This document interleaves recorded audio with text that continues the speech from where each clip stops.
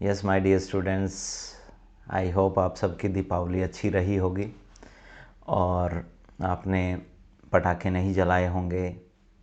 बहुत सारी बातें हैं बेटा, बहुत सारी चीज़ें हैं। आपको इस देश के एनवायरनमेंट के बारे में भी सोचना है। आने वाले जो जनरेशन्स हैं उनको हम क्या सिखा रहे हैं उसको भी सोचना है। और जो टीचर्स हैं उनसे भी मेरी यही रिक्वेस्ट है कि आप बच्चों को सही गाइड करें और पटाखे ना जलाएं तो ज़्यादा अच्छा है हमारे देश के फ्यूचर के लिए, अपने देश के फ्यूचर के लिए। यस, क्योंकि अगर मान लो आज के सिनेरियो में अगर भगवान श्री राम वापस आते और इतने पॉल्यूशन के एनवायरनमेंट में अगर पटाखे हम जला रहे होते तो क्या वो इसको अलाउ करते? ये खुद सोचने की बात है बेटा। और अब धीरे धीरे आप समझदार हो रहे हैं क्योंकि अब आप बड़े हो रहे हैं और धीरे धीरे आपको आपकी कुछ नैतिक जिम्मेदारियां भी हैं देश के रिगार्डिंग, देश के प्रति, और आपको उसको फॉलो करना चाहिए। यस बेटा। तो हम थर्मोडायनेमिक्स के 2 लेक्चर्स की बात कर चुके थे। यस, आज हम थर्ड लेक्चर की बात करने वाले बेटा। और थर्ड लेक्चर में हमारा जो टॉपिक है वो है applications of first law of thermodynamics. Yes, तो सबसे पहले इस पार्ट में वो क्या कहना चाह रहा है उसकी हम बात कर लेते हैं। तो उसने कहा है कि many chemical reactions involve generation of gases. बहुत सारी केमिकल रिएक्शंस में गैसेस प्रोड्यूस हो रही हैं और वो गैसेस जो प्रोड्यूस हो रही हैं वो मैकेनिकल वर्क या हीट जनरेट कर सकती हैं। Yes, capable of doing mechanical work और जनरेशन ऑफ हीट। यस, तो हमें पता है हमारे पास 2 मोड थे ट्रांसफ़र ऑफ एनर्जी के, एक वर्क था और एक हमारे पास कौन था बेटा? हीट था। यस, तो डब्लू को भी कई बुक्स ना DW लिख देती हैं, तो उससे घबराना नहीं है। ये mode of transfer of energy है। जैसे मैंने तुम्हें क्यू और DQ के बारे में बताया था वही सेम बात है बेटा W और DW के बारे में। तो उससे घबराना नहीं है कि W या DW लिखें, Q या DQ लिखें। यस, वो सारी बातें मैं लास्ट लेक्चर में आपको बता चुका हूँ। Yes, it is important for us to quantify these changes. हमारे लिए ज़रूरी है कि हम इन चेंजेस को कैसे क्वांटिफाई कर सकते हैं और उनको रिलेट कर सकते हैं किससे? चेंज इन इंटरनल एनर्जी से। यस, यही हमें देखना है। और उसने पहला हेडिंग यहाँ से शुरू कर दिया है वर्क का। किसका? वर्क का। ठीक है, तो first of all let's concentrate on the nature of work of A system can do. Yes, तो बेटा हम अगर बात करें तो हमारे पास वर्क की बात करें तो वर्क 2 टाइप से डिफाइन होता है। Work can be of 2 types. एक तो हो सकता है प्रेशर वॉल्यूम वर्क जिसको मैकेनिकल वर्क कहते हैं, जो कि हम पूरी थर्मोडायनेमिक्स में इधर बात करने वाले हैं।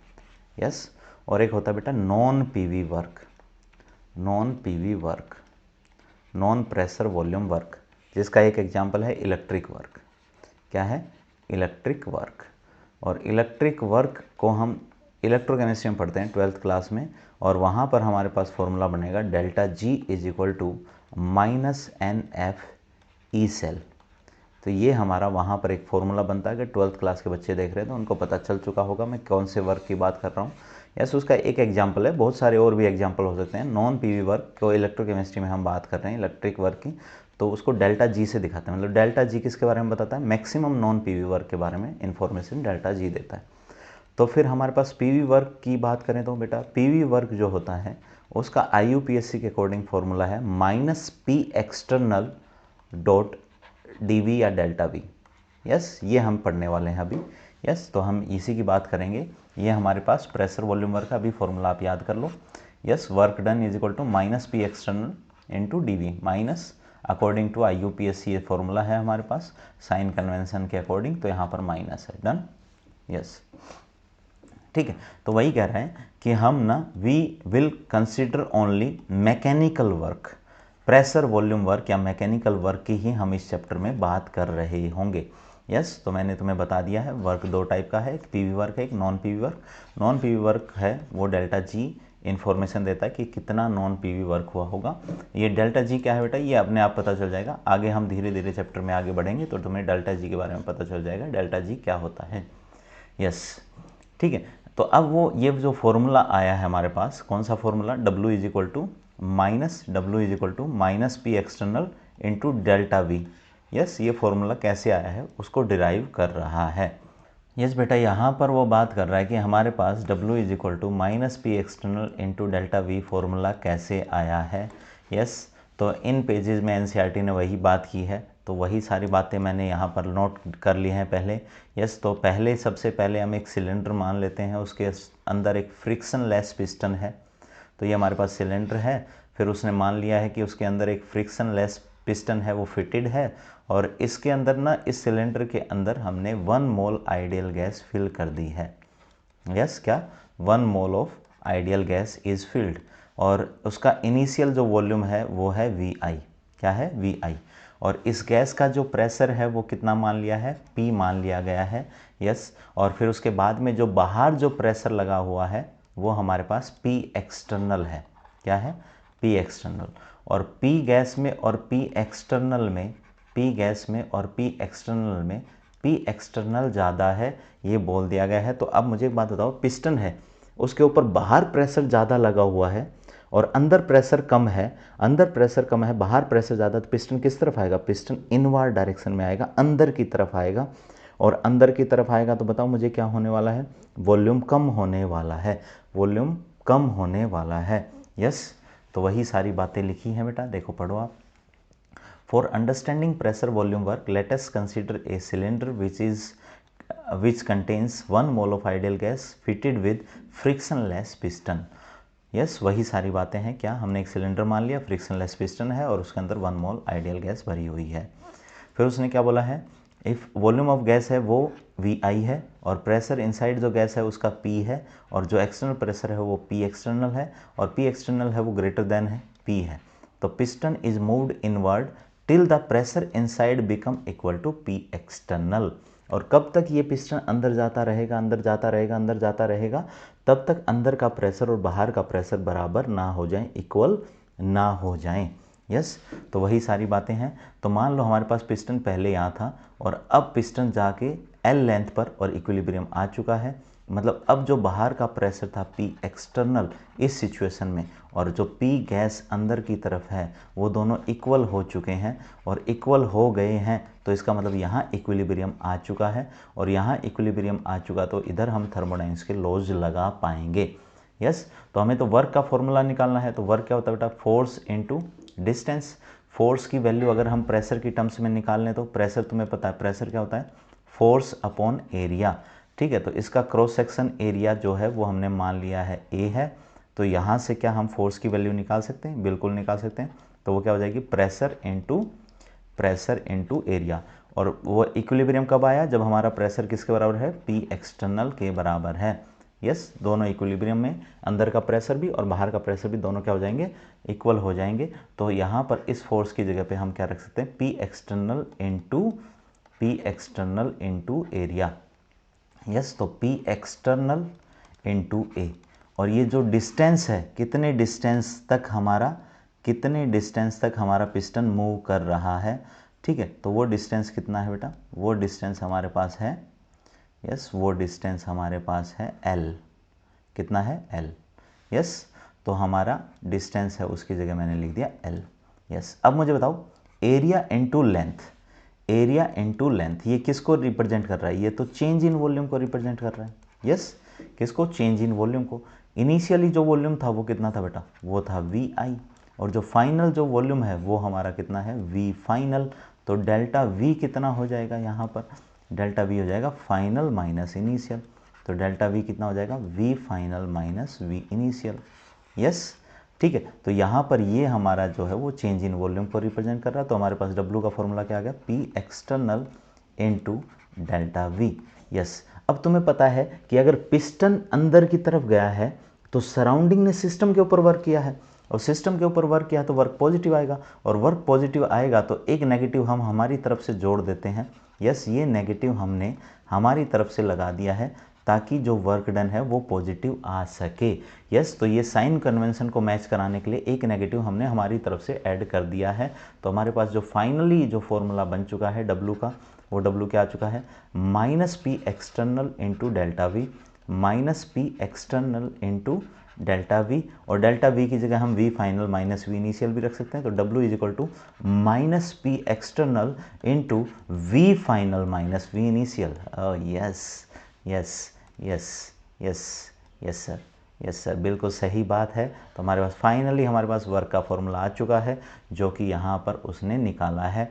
यस, तो उसने यही बोला है, यहाँ तक हमने बात कर ली थी। अब इससे आगे, let this change be achieved in single step and the final volume is VF। एक ही स्टेप में उसने सीधा एक्सटर्नल प्रेशर है वो काफ़ी सारा लगा के और एक ही स्टेप में उसने कंप्रेस कर दिया है, और हमारे पास जो फाइनल वॉल्यूम है वो जो है वो VF है। During this compression suppose the piston moves A distance L।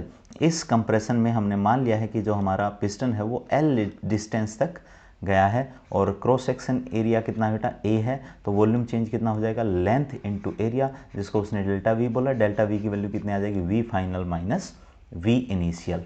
Yes, और फिर उसके आगे हमें पता है प्रेशर क्या होता है, फोर्स अपॉन एरिया। तो यहाँ से फोर्स की वैल्यू निकाल लेंगे, P external into area. W का फॉर्मूला क्या होता है बेटा, फोर्स इंटू डिस्टेंस। फोर्स की वैल्यू क्या रख दी, P एक्सटर्नल इंटू एरिया ये वाली, और लेंथ जो हमारे पास ये डिस्टेंस है उसकी जगह पे हमने क्या रख दिया, length. Yes, A into L क्या है बेटा, वो डेल्टा V है, और एक नेगेटिव हमने अपनी तरफ से लगाया, ये नेगेटिव, ताकि IUPAC का जो साइन कन्वेंशन है उसको मैच कराया जा सके। तो ये नेगेटिव हमने ऐड किया है अपनी तरफ से। तो हमारे पास फाइनली फॉर्मूला क्या आ गया, minus P external into delta V। Delta V को क्या लिख सकते हैं, V final minus V initial. Yes, वही बात लिखिए, देखो, the negative sign in this expression is required to obtain conventional sign of W। W का जो IUPAC के अकॉर्डिंग हम बात करें तो W है, अगर वर्क है वो सिस्टम पर किया जा रहा है तो वो पॉजिटिव आना चाहिए, और पॉजिटिव आना चाहिए तो वो तभी पॉजिटिव आएगा जब नेगेटिव हम यहाँ पर लगाएंगे। यस, तो will be positive. It indicates that in case of compression work is done on the system. Yes, compression के टाइम पे जब भी सिस्टम पर वर्क होगा तो वो कैसा होगा बेटा, पॉजिटिव होगा। Hence V final minus V initial will be negative, and negative के सामने एक नेगेटिव हमने लगा दिया, negative multiplied by negative will be positive. Oh my God, अच्छा सर, तो ये नेगेटिव हमने इसलिए लगाया है ताकि कंप्रेशन का वर्क जो पॉजिटिव होता है अकॉर्डिंग टू IUPAC वो पॉजिटिव हो जाए। यस यस, आप एग्जांपल से भी देख सकते हो, मान लो यस, मान लो आप एग्जांपल से भी देख सकते हो बेटा। यस, कैसे, देखो मैं आपको कहता हूँ, मान लो हमने P एक्सटर्नल है वो 2 ATM लगाया।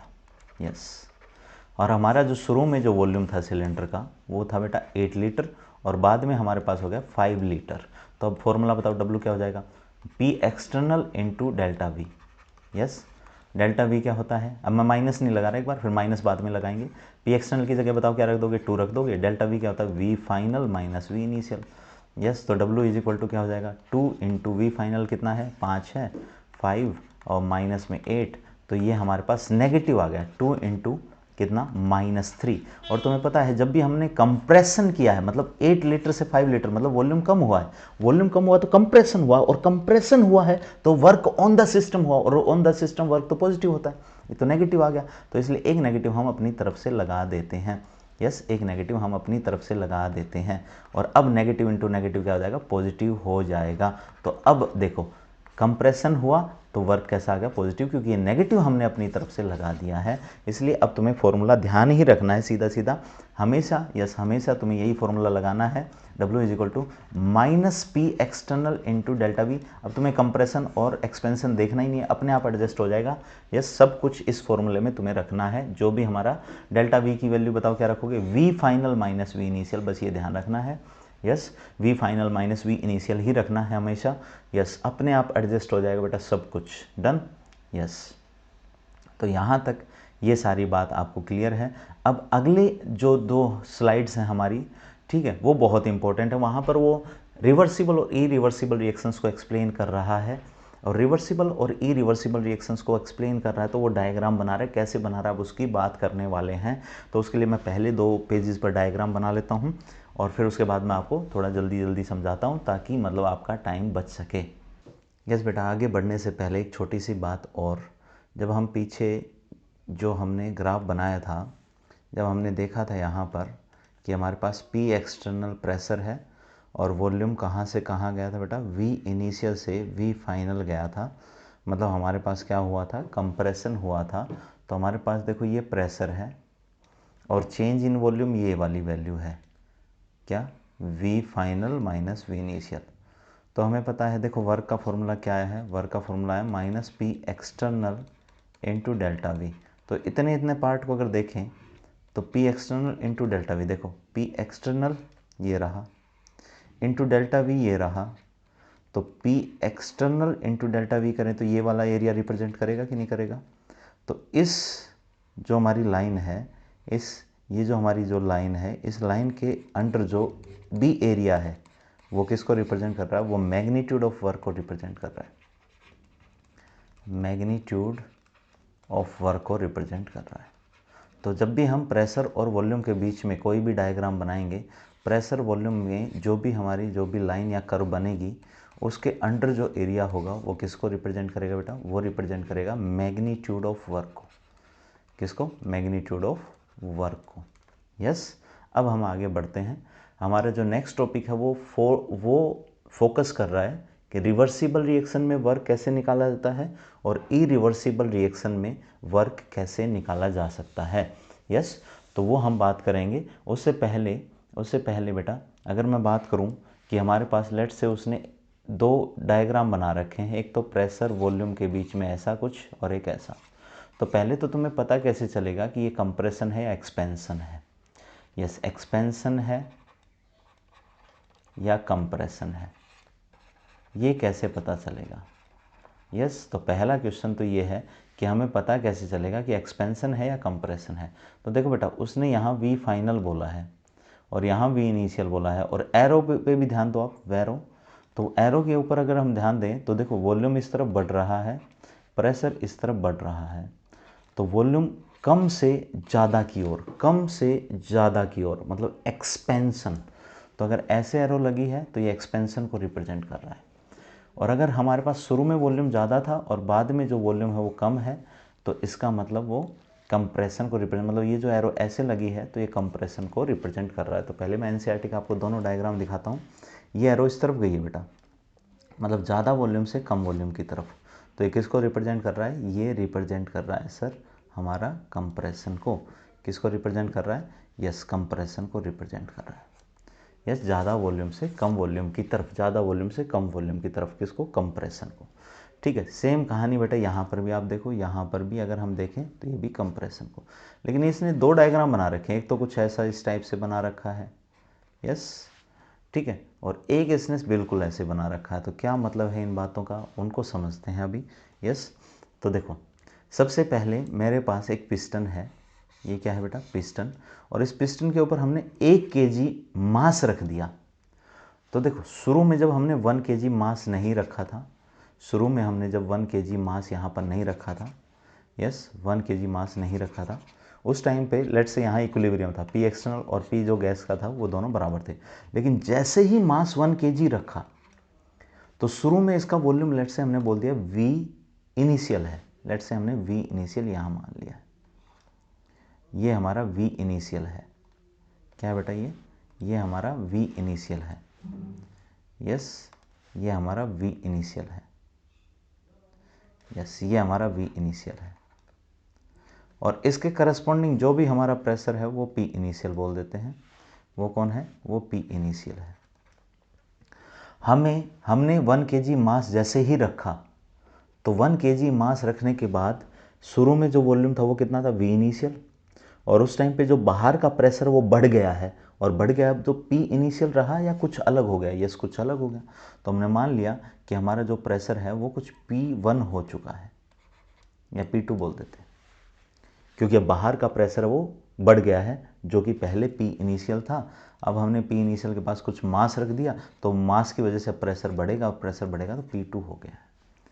यस, अब बताओ मुझे, क्या वॉल्यूम वही रहेगा या वॉल्यूम एकदम, मतलब कि एक ही स्टेप में वॉल्यूम नीचे की तरफ जाएगा, पिस्टन नीचे की तरफ जाएगा और वॉल्यूम चेंज होगा। यस, वॉल्यूम चेंज होगा बिल्कुल। और लेट से हमारे पास वो वॉल्यूम है V2, कितना वॉल्यूम है, V2, और वो V2 वॉल्यूम हमारा यहाँ कहीं आ गया, लेट से हमने बोल दिया ये हमारा V2 आ चुका है। यस, V1 कर देते हैं बेटा, वी इनिशियल, तक कन्फ्यूजन ना हो हमें कोई भी अगर बात करनी हो तो, ताकि ध्यान रहे। ये हमारी स्टेट 1 है, और स्टेट 1 के करस्पॉन्डिंग जो हमने वॉल्यूम बोला वो V1 बोल दिया और P1 बोल दिया। इसी तरह ये हमारी स्टेट 2 है, और इस स्टेट 2 के करस्पॉन्डिंग जो हमारा प्रेशर वो P2 है, और जो वॉल्यूम है वो हमने V2 बोल दिया है। यस, क्या बोल दिया है, V2 हमने बोल दिया है। Done done, yes. तो अब मुझे एक बात बताओ, क्या ये सिंगल स्टेप में गया है, एक ही स्टेप में कंप्रेशन हुआ है, या धीरे धीरे धीरे धीरे पिस्टन गया है? ठीक है, तो आप बिल्कुल सही कहोगे सर ये एक ही स्टेप में गया है, और एक ही स्टेप में गया है तो बेटा मुझे बताओ क्या ये हमारा जो पिस्टन है वो कंप्रेशन में एक ही स्टेप में ऐसे गया है? क्योंकि देखो यहाँ पर हमारा प्रेशर क्या था, P1, शुरू में प्रेशर क्या था, P1। जैसे ही हमने 1 kg मास नहीं रखा था तो प्रेशर क्या था, P1 था, और वॉल्यूम क्या था, वॉल्यूम था V1। जैसे ही हमने मास 1 kg रखा, 1 kg मास रखते ही हमारा जो प्रेशर है वो बताओ कितना था, P2 हो गया, और शुरू में वॉल्यूम क्या था, V1। तो V1 वॉल्यूम पर हमने प्रेशर क्या कर दिया, P2 कर दिया प्रेशर। अब तुरंत पिस्टन कहाँ जाएगा, नीचे जाएगा, और पिस्टन नीचे जाते ही हमारा वॉल्यूम कितना हो जाएगा, V2। तो हमारा वॉल्यूम कितना होगा, V2। यस। और अब मुझे बात बताओ, क्या इसके अंडर जो एरिया होगा वो किसको रिप्रेजेंट करेगा, वो करेगा मैग्नीट्यूड ऑफ वर्क को रिप्रेजेंट। यस, किसको रिप्रेजेंट करेगा बेटा, मैग्नीट्यूड ऑफ वर्क को रिप्रेजेंट करेगा, मैग्नीट्यूड ऑफ वर्क को रिप्रेजेंट करेगा। अब क्वेश्चन ये आता है कि मान लो मैंने एक बार पहले 1 kg रखा, फिर एक और 1 kg रखा, तो कुछ नहीं बेटा, हम स्टेट वन से पहले स्टेट 2 में जाएंगे, फिर स्टेट 2 से हम कहाँ जाएंगे, स्टेट 3 में जाएंगे। यस, तो कुछ ऐसा हो रहा होगा। अब की बार हमने 2 स्टेप में किया है, पहले 1 kg रखा, फिर दोबारा 1 kg रखा। तो जैसे ही 1 kg रखा तो हमारे पास यहाँ पर स्टेट 2 आई, यहाँ पर क्या आई, स्टेट 2 आई। तो ये हमने मान ली स्टेट 2। कैसे, ये क्या कंप्रेशन हुआ, यहाँ से ऐसे गया। फिर हम कैसे जाएंगे, फिर हम स्टेट 3 पे जाएंगे, और ये हमारी स्टेट 3 आ गई। यस, और ये हमारी क्या आ गई, स्टेट 3 आ गई। यस, तो पहले स्टेप में अगर हम वर्क की बात करें तो पहले स्टेप में हमारा इतना वर्क हुआ। यस, पहले स्टेप में हमारा इतना वर्क हुआ, ये वाला, और दूसरे स्टेप में ये वाला वर्क हुआ, और अब मुझे बताओ, जो हमारा P एक्सटर्नल है और जो अंदर गैस का प्रेशर है, P एक्सटर्नल है एक तो बाहर की तरफ, P एक्सटर्नल, और एक क्या है, गैस का प्रेशर, उनके बीच में सिग्निफिकेंट डिफरेंस है या बहुत कम डिफरेंस है, या बहुत ज़्यादा डिफरेंस है। यस, तो P एक्सटर्नल और P गैस के बीच में काफ़ी फर्क है। यस, P एक्सटर्नल और P जो गैस है वो बराबर नहीं है, वहाँ पर सिग्निफिकेंट डिफरेंस है। तो मुझे बताओ ये कितने स्टेप में गई है, 2 स्टेप में, क्योंकि सबसे पहले हमने 1 kg रखा एक स्टेप में, फिर दूसरे स्टेप में। इसका मतलब जो फाइनाइट स्टेप्स में रिएक्शन जा रही है, बढ़ रही है, जिसमें इंटरनल प्रेशर और एक्सटर्नल प्रेशर में सिग्निफिकेंट लार्ज डिफरेंस है, ऐसी जो प्रोसेस हैं उनको हम बोलते हैं बेटा इरिवर्सिबल प्रोसेस। क्या बोलते हैं, इरिवर्सिबल प्रोसेस। ठीक है, तो अब आपको ये बात क्लियर होगी, जो पहला जो डायग्राम है एनसीईआरटी में, यस, ये वाला जो डायग्राम है ये कैसे बना है। तो देखो, पहले उसने एक स्टेप में रिएक्शन को किया, फिर अगले स्टेप में किया, फिर अगले स्टेप में किया, फिर अगले स्टेप में किया, और फिर अगले स्टेप में।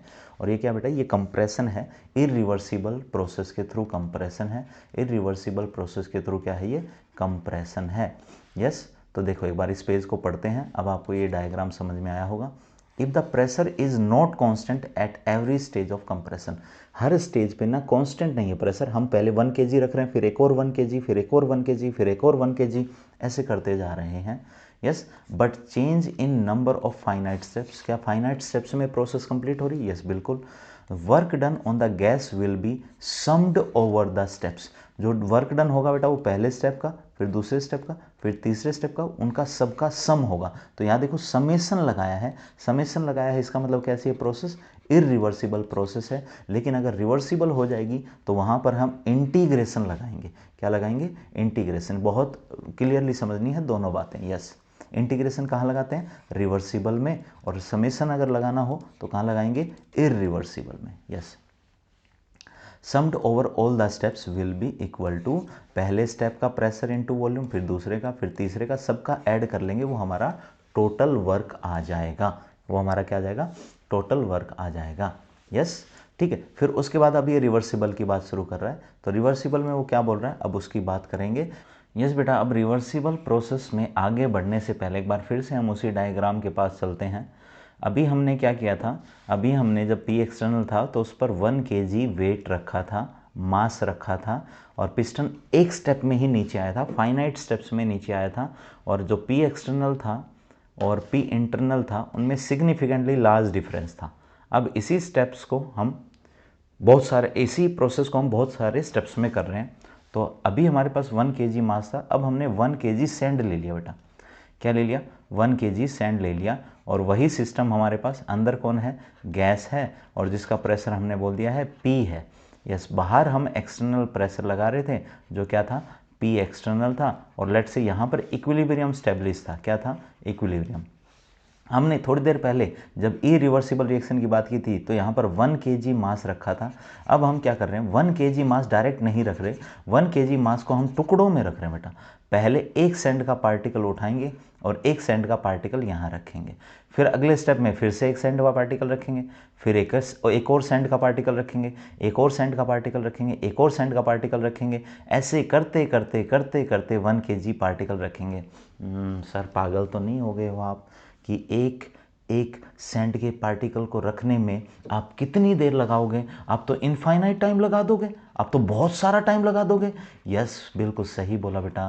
क्या आप यूँ कहना चाहते हो ये जो प्रोसेस है वो इनफाइनाइट स्टेप्स में कंप्लीट होने वाली है? यस, तो इसका मतलब रिवर्सिबल प्रोसेस इनफाइनाइट स्टेप्स में कंप्लीट होती है। दूसरी बात, जैसे ही मैंने एक पार्टिकल रखा, जैसे ही मैंने यहाँ पर सैंड का एक पार्टिकल रखा, तो मुझे बताओ बाहर का प्रेशर हल्का सा ज़्यादा हो गया, लेकिन कितना? बहुत कम, बहुत कम।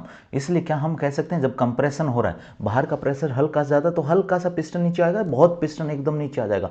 तुम कहोगे सर वो तो हमें दिखेगा ही नहीं, हिलता हुआ पिस्टन लगभग वहीं रहेगा। यस, बिल्कुल सही जवाब बेटा।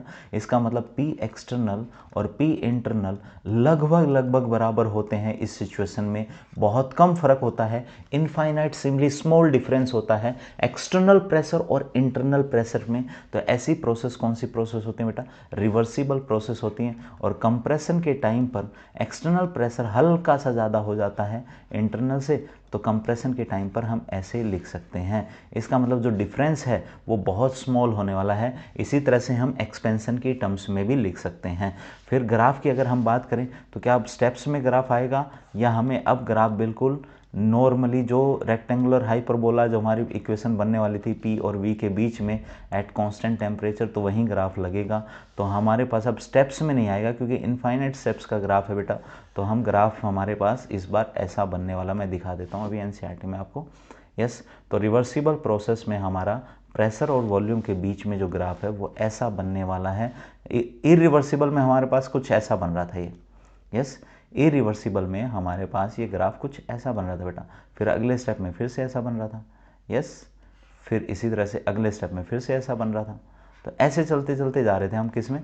इरिवर्सिबल प्रोसेस में। लेकिन रिवर्सिबल में हमारे पास इनफाइनाइट स्टेप्स हैं और हमारे पास ये ग्राफ है, ये बिल्कुल हमारे जो इक्वेशन फॉलो हो रही है उसी को फॉलो करते हुए जाएगा। यस, तो हमारे पास ये जो ग्राफ है, ये जो ग्राफ है इसके नीचे ये जो कर्व बनी हमारे पास, इस कर्व के अंडर जो एरिया है वो किसको रिप्रेजेंट कर रहा है बेटा? Magnitude of work, magnitude of work in reversible process. कौन सी प्रोसेस में? रिवर्सिबल प्रोसेस में। यस, यस, तो चलो अब हम पढ़ सकते हैं रिवर्सिबल प्रोसेस को। यस, तो यहाँ पर क्या लिखा बेटा? If the pressure is not constant but changes during the process such that it is always infinitesimally greater than pressure of the gas। Infinitesimally greater है अगर कंप्रेशन की बात करें, और अगर एक्सपेंशन की बात करें तो थोड़ा सा कम हो जाएगा। मतलब P एक्सटर्नल और P इंटरनल के बीच में थोड़ा सा ही फर्क आएगा, प्लस माइनस dP का फर्क आएगा। तो ऐसी प्रोसेस को हम क्या कहेंगे? रिवर्सिबल प्रोसेस कहेंगे। और यहाँ पर जो वर्क होगा बेटा वो क्या होगा? समेशन नहीं, यहाँ पर इंटीग्रेशन आएगा। क्या आएगा? Integration minus P external into DV। V initial से V फाइनल हम जा रहे हैं बहुत सारे स्टेप्स में, इनफाइनाइट नंबर ऑफ स्टेप्स में, V इनिशियल से V final infinite number of steps के थ्रू हम जा रहे हैं। कौन सी प्रोसेस के थ्रू? रिवर्सिबल। और यहाँ इंटीग्रेशन हो जाएगा। क्या हो जाएगा? इंटीग्रेशन हो जाएगा। यस, यहाँ पर रिवर्सिबल की उसने डेफिनेशन लिखी है, यहाँ पर उसने रिवर्सिबल की क्या लिखी बेटा? डेफिनेशन लिखी है। तुम आराम से इस डेफिनेशन को पढ़ सकते हो। यस, यहाँ पर उसने रिवर्सिबल की डेफिनेशन लिखी है। Yes, done. यहाँ पर क्या लिखी बेटा उसने, रिवर्सिबल की डेफिनेशन लिखी है। यस, पढ़ो। A process or change, a process or change, yes, a process or change, yes, कुछ गड़बड़ हो गई बेटा इसमें लग रहा है। A process or change, yes, एक मिनट रुकना। यस बेटा, डेफिनेशन ऑफ रिवर्सिबल रिएक्शन पढ़ते हैं यहाँ से। देखो क्या है, a process or change is said to be reversible. किसी प्रोसेस को या चेंज को रिवर्सिबल तब कहेंगे if the change is brought out in such a way that process could be at any moment be reversed at infinitesimally change. जैसे ही हमने piston पर एक पार्टिकल सैंड का रखा था, जैसे ही हमने पिस्टन पर एक पार्टिकल सैंड का रखा था, यस यस यस, गायब हो गया बेटा शायद वो, ठीक है, कोई नहीं, मैं फिर से बता देता हूँ आपको। जैसे ही हमने पिस्टन पर, पिस्टन था हमारे पास और यहाँ पिस्टन पर एक सैंड का पार्टिकल रखा था, तो बताओ क्या यहाँ पर पिस्टन हल्का सा नीचे गया था, जो कि हमें ऑब्वियसली दिख नहीं रहा। यस, लेकिन अगर इसी पार्टिकल को मैं वापस यहाँ से उठा लूँ बेटा, तो क्या पिस्टन जितना नीचे गया था हल्का सा, जो हमें दिख नहीं रहा था, क्या उतना ही वापस नहीं आ जाएगा? यस, आ जाएगा। मतलब कि ऐसी प्रोसेस जिनको हर स्टेप पर रिवर्स किया जा सके, जो कि हर स्टेप पर इक्विलिब्रियम में हो। किस में हो? इक्विलिब्रियम में हो, जो कि हर स्टेप पे क्या हो? इक्विलिब्रियम में हो। हर स्टेप पर क्या किया जा सके? रिवर्स किया जा सके। और जिसमें जो प्रेशर डिफरेंस है एक्सटर्नल और इंटरनल लगभग दोनों क्या हो? बराबर हो। लगभग दोनों क्या हो बेटा? बराबर हो। मतलब जहाँ पर हल्का सा प्रेशर का चेंज हो, डीपी का चेंज हो एक्सटर्नल और इंटरनल पर, वो प्लस भी हो सकता है, वो माइनस भी हो सकता है। वो डिपेंड करेगा सिचुएशन के ऊपर कि हमारी जो सिचुएशन है उसमें कंप्रेशन हो रहा है या एक्सपेंशन हो रहा है। यस, फिर उसके बाद में क्या बोला? ए reversible process proceeds infinitely slowly. जो इनफाइनाइटली स्लोली, बहुत स्लो स्पीड से हो रही हो। तुम कह रहे थे कि सर 1 kg सैंड के पार्टिकल रखने में तो हो सकता है आपकी पूरी ज़िंदगी निकल जाए। अगर आप एक एक पार्टिकल रखने जाओगे, एक एक मॉलिक्यूल रखने जाओगे, एक एक पार्टिकल रखने जाओगे, तो इसमें तो हो सकता है आपकी पूरी ज़िंदगी निकल जाए। यस बेटा, बिल्कुल सही बात है, हो सकता है पूरी ज़िंदगी निकल जाए 1 kg में। यस, तो इतनी स्लो होती है। यस, ठीक है। तो slowly A series of equilibrium state, मतलब हर जैसे एक एक पार्टिकल रखते जाएंगे वैसे वैसे इक्विलिब्रियम, हर स्टेज पर इक्विलिब्रियम होगा। हर स्टेज पर क्या होगा? इक्विलिब्रियम होगा। यस, वही बात लिख रखी है। और ग्राफ ये हमारा ऐसा कुछ होने वाला है। डन, ये सारी बात हम कर चुके हैं बेटा। यस, ये सारी बात हम कर चुके हैं। अब जो प्रोसेस रिवर्सिबल नहीं है, उनको छोड़कर जो भी प्रोसेस है उनको हम क्या बोलते हैं? इररिवर्सिबल प्रोसेस कहते हैं। तो अब आइसोथर्मल प्रोसेस में वो वर्क की बात करेगा।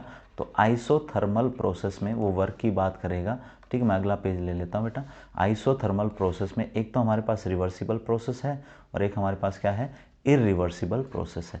इररिवर्सिबल आइसोथर्मल है और एक हमारे पास क्या है? एक हमारे पास है रिवर्सिबल आइसोथर्मल है। रिवर्सिबल क्या है?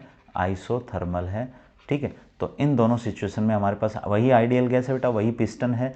ठीक है, तो अगर हम बात करें यहाँ पर वर्क की, तो यहाँ पर हमारे पास वर्क का फॉर्मूला क्या था? -P external into delta we. और जितने भी स्टेप होंगे उन स्टेप्स में जो भी आएगा उनको ऐड कर देंगे तो हमारे पास टोटल वर्क आ जाएगा। क्या आ जाएगा? टोटल वर्क आ जाएगा। कौन सी प्रोसेस में? ये हमारे पास है इररिवर्सिबल प्रोसेस में, जो आपने अभी अभी देखा था। Yes, summation -P external into delta V. तो ये हमारे पास कौन सा है? इररिवर्सिबल आइसोथर्मल में वर्क निकालने का तरीका है। अब रिवर्सिबल में अगर हम बात करें तो हमारे पास क्या था? इंटीग्रेशन था बेटा, 1 से 2 माइनस बाहर लेते हैं, P external into D V क्यों लिखा? स्मॉल चेंज है।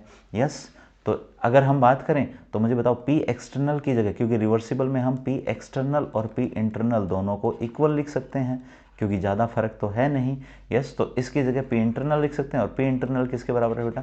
P गैस के बराबर है। किसके बराबर है? P gas. और P गैस कौन सी? Ideal gas. तो आइडियल गैस में हमें पता है PV इज इक्वल टू क्या होता है? nRT होता है। और आइसोथर्मल में टेम्परेचर क्या है? कांस्टेंट। R पहले से ही कांस्टेंट है। मोल हमने कितना ले रखा है बेटा? 1 मोल ले रखा है। तो क्या यहाँ से हम प्रेशर की जो पी गैस है उसकी वैल्यू निकाल सकते हैं। तो बताओ यहाँ से प्रेशर पी गैस है वो किसके बराबर आ जाएगा बेटा, वो आ जाएगा nRT/V के बराबर। और यहाँ पर क्या हम nRT/V लिख सकते हैं, बिल्कुल लिख सकते हैं। तो हमारे पास W रिवर्सिबल में बताओ क्या बन जाएगा, W रिवर्सिबल में बन जाएगा minus P gas into D था। पी गैस की जगह बताओ हम क्या लिख सकते हैं, पी गैस की जगह हमने अभी अभी देखा हम लिख सकते हैं minus nRT/V into D. Yes, temperature constant, R constant और नंबर ऑफ मोल हमने कांस्टेंट कर ही रखा, क्लोज कंटेनर है तो W is equal to minus nRT बाहर आ जाएगा और इंटीग्रेशन dV/V। तो ये क्या हो जाएगा बेटा lnV।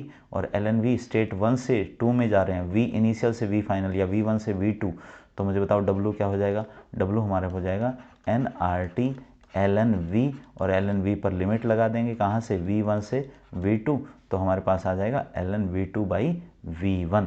यस, तो हमारे पास जो फॉर्मूला बना वो क्या बना बेटा, W रिवर्सिबल की बात हो रही है ऑब्वियसली, है किसकी बात हो रही है, रिवर्सिबल की बात हो रही है। तो यहाँ से हम लिख सकते हैं W reversible is equal to minus nRT as it is, ठीक है। और हमारे पास यहाँ पर आ जाएगा lnV2 माइनस lnV1। और lnV2 माइनस lnV1 को क्या लिख सकते हैं, माइनस nRT lnV2/V1। सेम क्या हम आइसोथर्मल की बात हो रही है बेटा, ये क्या कौन सी कंडीशन पर, आइडियल गैस के लिए, for ideal gas reversible process के लिए, यस। और कौन सी बात, और हम आइसोथर्मल कंडीशन की बात कर रहे हैं, आइसोथर्मल कंडीशन की। ये फॉर्मूला लगा सकते हैं। इसी तरह से हमें पता है आइसोथर्मल कंडीशन में प्रेशर वॉल्यूम क्या हो जाता है बेटा, कांस्टेंट हो जाता है। तो इसी फॉर्मूले को हम प्रेशर की टर्म्स में भी लिख सकते हैं, जो कि आप कमेंट में लिखोगे। कमेंट में यही कौन सा, रिवर्सिबल प्रोसेस के लिए, आइडियल गैस के लिए, रिवर्सिबल प्रोसेस के लिए आइसोथर्मल कंडीशन में जो ये जो फॉर्मूला बना है ये वॉल्यूम की टर्म्स में आया है, इसको आप प्रेशर की टर्म्स में लिखेंगे। प्रेशर की टर्म्स में आप लिखेंगे कहाँ पर, कमेंट में लिखेंगे। यस, तो अगली बात वही कर रखी है बेटा एनसीईआरटी में। यस, अगली बात वही लिख रखी है एनसीईआरटी में, देखो कहाँ पर, यस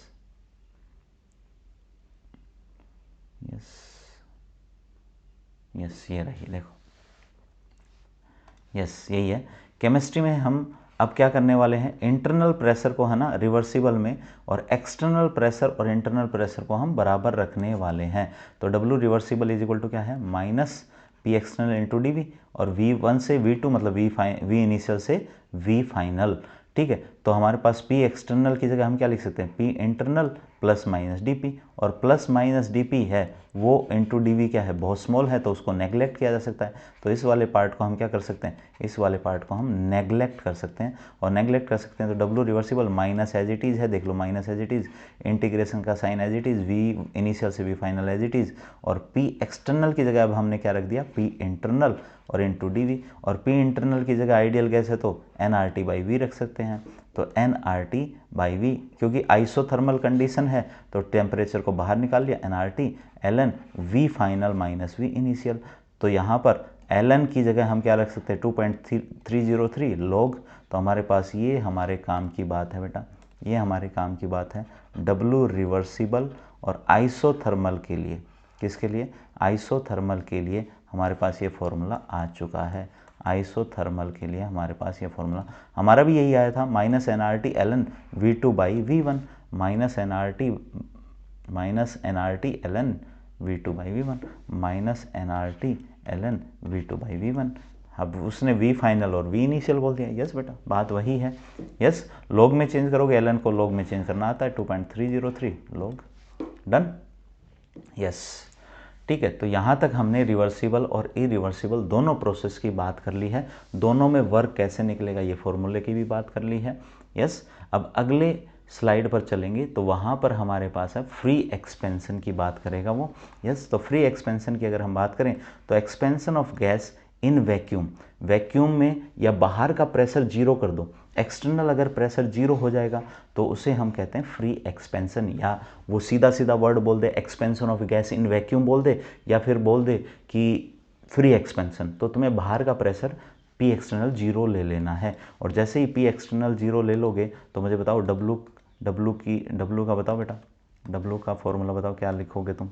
यस, W बताओ, W हमें पता है क्या होता है, minus P external into delta we या डी वी। तो यहाँ पर ये तो जीरो हो गया बेटा, तो W क्या हो गया, जीरो हो जाएगा, चाहे वो रिवर्सिबल हो या इरिवर्सिबल हो। यस, तो फ्री एक्सपेंशन में या वैक्यूम के अगेंस्ट एक्सपेंशन में किसी गैस के no work is done during free expansion, चाहे हमारी रिवर्सिबल प्रोसेस हो या इरिवर्सिबल प्रोसेस हो। ठीक है, फिर उसके बाद यूँ कह रहा है कि अगर हम फर्स्ट लॉ की बात कर रहे हैं, किसकी, फर्स्ट लॉ की, तो फर्स्ट लॉ तुम्हें पता है D delta U is equal to D Q plus W होता है। और डब्ल्यू की वैल्यू रखें तो बेटा delta U is equal to D Q minus P external into delta V. Yes, अब मुझे एक बात बताओ, अगर हम आइसोकोरिक प्रोसेस ले लें, तो आइसोकोरिक प्रोसेस ले लें तो डेल्टा वी कितना हो जाएगा, जीरो हो जाएगा, और डेल्टा वी जीरो हो जाएगा तो delta U is equal to D Q V. Yes, तो तुम यूँ कहोगे सर यहाँ v क्यों लिखा, यहाँ v क्यों नहीं लिखा कांस्टेंट वॉल्यूम, तो बेटा ये तो स्टेट फंक्शन है, और स्टेट फंक्शन है तो आप कोई भी पाथ डिसाइड करोगे तो उस पर तो डिपेंड करेगा नहीं, लेकिन हमें पता है ये पाथ फंक्शन है, हमारे पास हीट है वो पाथ फंक्शन है, तो यहाँ पर पाथ मेंशन करना ज़रूरी है, और यहाँ पर हमने पाथ मेंशन नहीं किया। इसका मतलब बहुत इम्पोर्टेंट बात आपके सामने आ चुकी है, हीट एक्सचेंज है जो भी सिस्टम की हीट एक्सचेंज है, कहाँ पर, कांस्टेंट वॉल्यूम पर, वो किसके बराबर होती है, चेंज इन इंटरनल एनर्जी के बराबर होती है। यस, यही बात इसने यहाँ पर लिख रखी है। उसने कहा 5.1 इक्वेशन को हम लिख सकते हैं। 5.1 इक्वेशन कौन सी है, फर्स्ट लॉ वाली इक्वेशन है, उसमें हम W की वैल्यू रख देंगे। W की वैल्यू कितनी रखेंगे, minus P external into delta V, तो delta U is equal to D Q, देखो एज इट इज़ है, इसने क्यू लिख रखा, कोई बात नहीं है, और W की जगह ये वाली वैल्यू रख दी। अगर हम बात करें कांस्टेंट वॉल्यूम की या आइसोकोरिक प्रोसेस की, आइसोकोरिक प्रोसेस, यस, तो आइसोकोरिक प्रोसेस मतलब डेल्टा वी जीरो हो जाए, तो उस टाइम पर हमारे पास क्यू वी है वो किसके बराबर है, चेंज इन इंटरनल एनर्जी के बराबर है। यस, तो यहाँ पर क्यू वी मतलब heat supplied at constant volume is equal to change in internal energy. Yes, यही लिख रखा है। यहाँ पर हमने क्या लिखा, delta U D Q minus P external D V, और D V is equal to zero हो गया, तो बताओ क्या हो जाएगा, delta U is equal to D Q V. इसका मतलब हम क्या, वर्ड्स में, इस इक्वेशन को ना वर्ड्स में देखना बेटा, वर्ड्स में। Yes, change in internal energy किसके बराबर है, heat supplied at constant volume. Yes, system को जो हम हीट देंगे कांस्टेंट वॉल्यूम पर, वो इंक्रीज इन इंटरनल एनर्जी के बराबर होगा। Yes, heat supplied to the system at constant volume,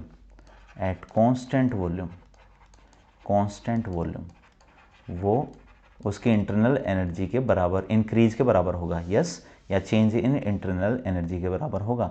yes, is equal to change in internal energy of system,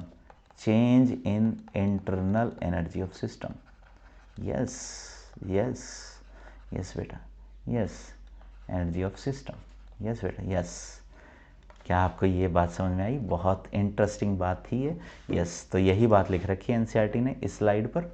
yes, अब हम आगे चलते हैं। एक इम्पोर्टेंट नोट है यहाँ पर जो मैंने लिखा है, क्या, जो इंटरनल एनर्जी है वो आइडियल गैस में, चेंज इन इंटरनल एनर्जी की हम बात करें तो आइडियल गैस में वो फंक्शन होता है ओनली टेम्परेचर का, किसका, टेम्परेचर का। तो इसलिए हम कह सकते हैं कि अगर हमने आइडियल गैस में आइसोथर्मल प्रोसेस कर दिया, क्या कर दिया, आइसोथर्मल प्रोसेस कर दिया, ठीक है, तो इसका मतलब हमारे पास चेंज इन इंटरनल एनर्जी कितना हो जाएगा, जीरो हो जाएगा। तो internal energy is function of temperature only for ideal gas at isothermal condition, delta U कितना हो जाएगा बेटा, जीरो हो जाएगा।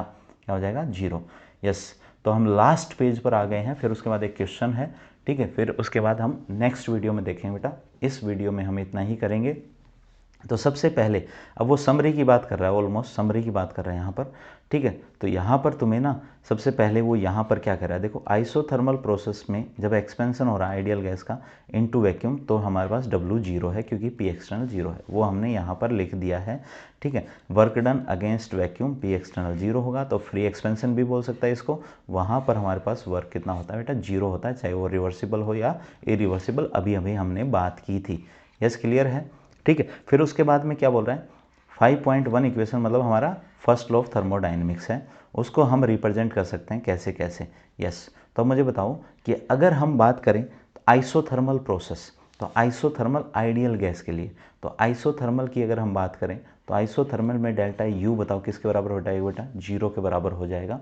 यस, मैं अगले पेज पर लिख देता हूँ, अगले पेज पर लिख देता हूँ। Yes, isothermal process, isothermal ideal gas की बात कर रहे हैं, तो बताओ तुम्हें पता है डेल्टा यू कितना हो जाएगा, 0 हो जाएगा। और डेल्टा यू 0 हुआ तो फर्स्ट लॉ बताओ क्या कहता है, delta U is equal to D Q plus W, D Q plus W. तो ये तो कितना हो गया बेटा, 0 हो गया, और 0 हो गया तो बताओ D Q is equal to किसके बराबर हो गया, डी क्यू यहाँ पर रख लिया, डब्लू को इधर ले जाओ, बताओ किसके बराबर हो गया, माइनस डब्लू। ठीक है, अब तुम्हें पता है ये जो डब्लू है ये एक अभी अभी हमने रिवर्सिबल में भी निकाला और इरिवर्सिबल में, तो इरिवर्सिबल में डी क्यू किसके बराबर हो जाएगा, तो इरिवर्सिबल में हमारा D Q is equal to minus W, और ये जो माइनस डब्लू है मतलब डब्लू की वैल्यू बताओ क्या थी, minus P external into delta V. Yes, तो हमारे पास D Q is equal to कितना हो जाएगा बेटा, P external into delta V के बराबर हो जाएगा। यस, यही लिखा है उसने, इरिवर्सिबल में जो हमारे पास डी क्यू है माइनस डब्लू के बराबर, और वो क्या आ जाएगा, P external into delta V, मतलब P external into V final minus V initial. और यहीं रिवर्सिबल हो जाएगी प्रोसेस, तो रिवर्सिबल हो जाएगी तो हमारा फॉर्मूला क्या था, अभी अभी हमने निकाला था, minus N R T L N V two by V one V final minus V final by V initial. Yes, तो माइनस माइनस क्या हो जाएगा बेटा, प्लस हो जाएगा।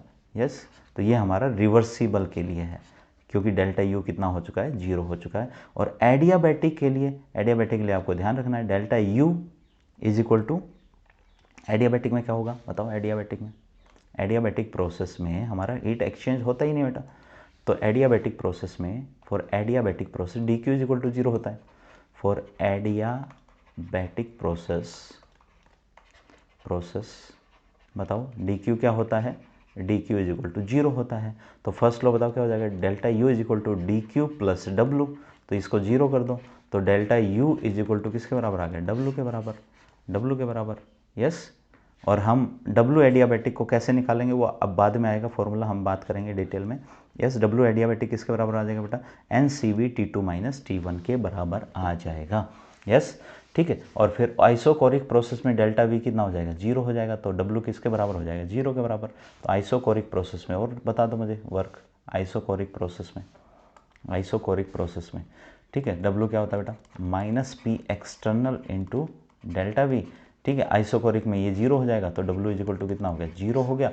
तो बताओ फर्स्ट लॉ क्या कहता है, थर्मोडाइनमिक्स का फर्स्ट लॉ क्या कहता है, delta U is equal to D Q plus W, और डब्लू कितना हो चुका है, 0। तो आइसोकोरिक में delta U is equal to क्या हो जाएगा, डी क्यू के बराबर हो जाएगा। आइसोकोरिक मतलब वॉल्यूम कांस्टेंट है, जो कि हम पहले भी बात कर चुके हैं, ये वाली बात, ये वाली बात देखो, ये वाली बात हम कर चुके हैं जो हमने वर्ड्स में भी लिखा था।